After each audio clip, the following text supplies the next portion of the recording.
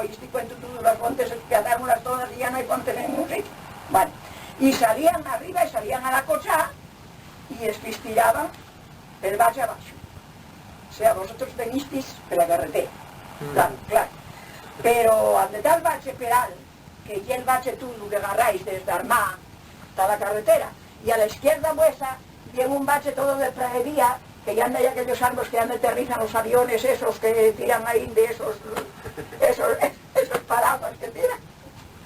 Allí el camino iba desde la cocha y agarraba el valle del Peral, tú lo llamas el valle Peral.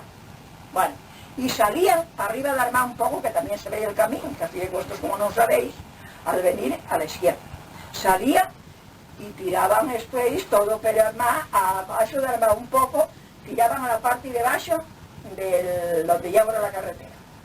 Hay poco. ¿Pero eso todo estaferían los de aquí? No, no, eso ya era de los de Vera, quiero decir que... Yo digo las estaferias. No, la estaferia de aquí, cada uno estaferiaba lo suyo, entonces estaferiaban los caminos de esos.